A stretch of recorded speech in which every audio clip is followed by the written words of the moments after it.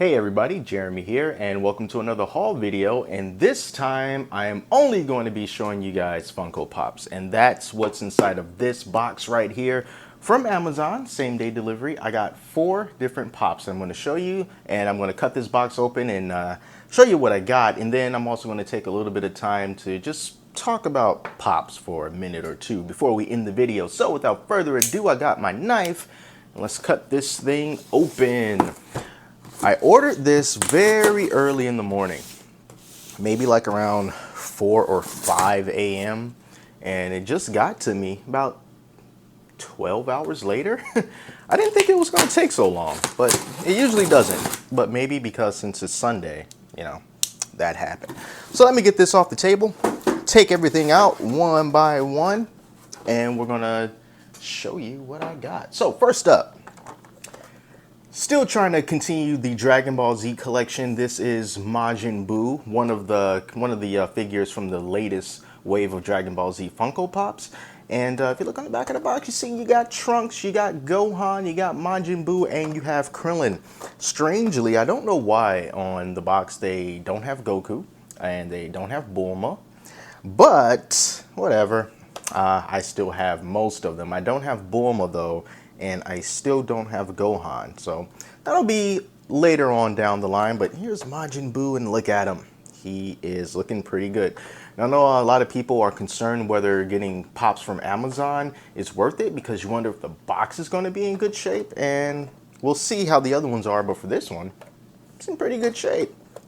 You know, so let's open it up, take out Majin Buu. We're going to get a close-up of him. And I am so glad that the Dragon Ball Z Pops are not bobbleheads. There you go. Really nice detail Majin Buu. One thing that I like about him the most, just by looking at him right here, is all the little holes that they have, you know, where like the steam and stuff shoots up from out of him.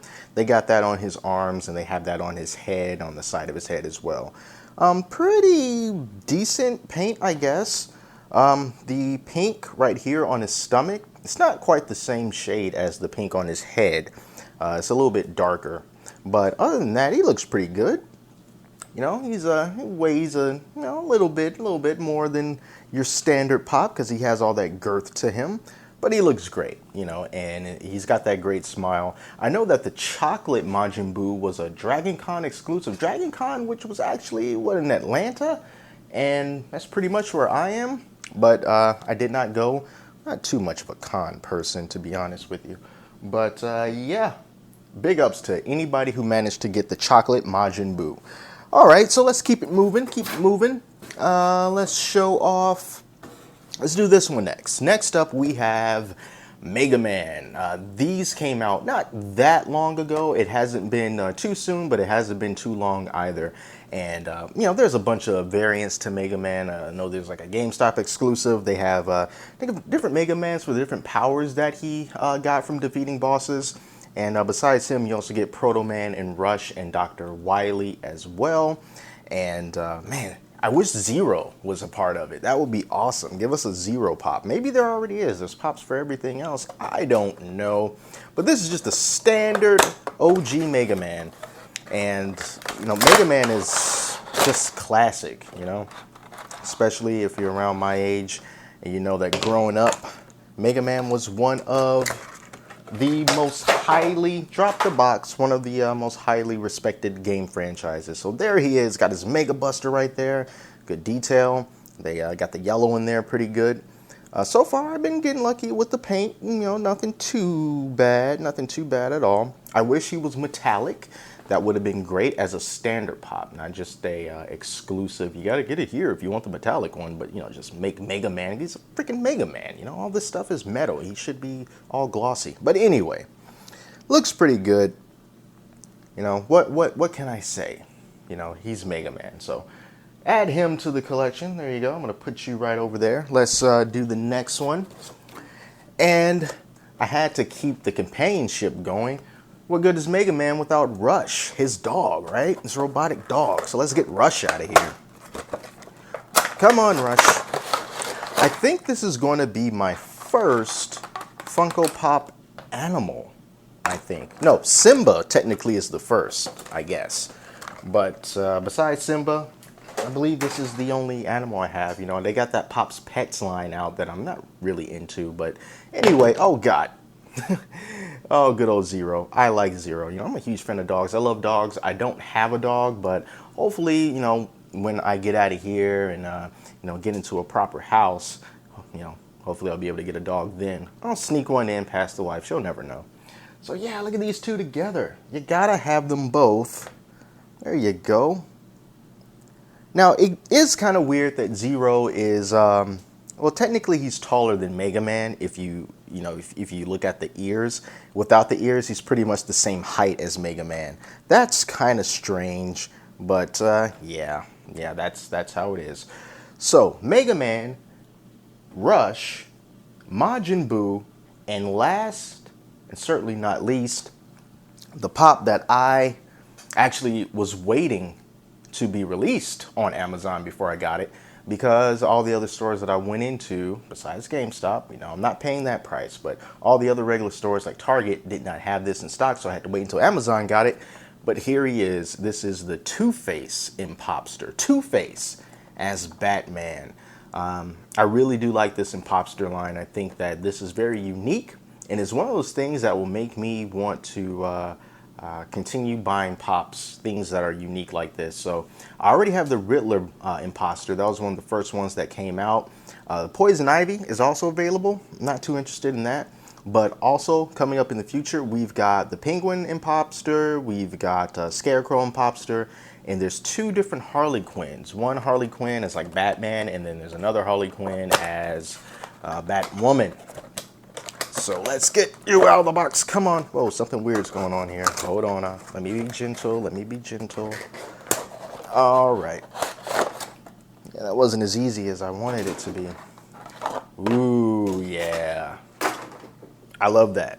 I love the two-tone, you know, because it just shows more effort, you know. You got the two tones. You got the pinstripes on the right. You know, got the standard orange on the left. Got the face right there. This is great. You know, this is one of my favorite Batmen that I own. Yeah, it's just a good design. You know, something that we definitely don't see every day. Paint looks very matted. It is not the most perfect paint. We got a little bit of a little jagginess going on there where the two colors meet. But it's still a really good pop. I still really do like this. And I'm going to add them to my Batman collection. I got a lot of Batman. How many Batmen do I have? Probably like 1, 2, 3, probably like 6 or 7. Man, that's a lot of Batman. But as long as they're unique like this, I'm pretty happy about it. So that's all that I have. And now that I have these 4 guys out, I'm just going to leave them like this. And briefly, I just want to briefly go over some stuff about Pops really quick. Now, these 4 that I have here, I'm guessing that this is probably going to be not the last time that I do a video about Pops or anything like that, but I'm definitely getting a lot more selective about the ones that I do get. I have not purchased multiple Pops at one time since the New York Comic-Con exclusives. And that's simply because it kind of starts to feel like there's so many of them. It's almost like too much of a good thing, because when everything was good and the hype was really, really intense, and you come into the Pop game midway through, I guess, and you see the cool stuff that's available, and then you start looking back at all the other things that were out before you really got into them. And then it makes you just want to go back and get everything that you can, and then you look forward to the future and things that are coming out. And after doing that for about a year or so, and seeing how, if anything, there's more and more and more licenses that Funko's getting, more and more Pops that they're putting out, and it is really hard to keep track of it all, and pretty much impossible to try to get them all. And I don't want to get them all.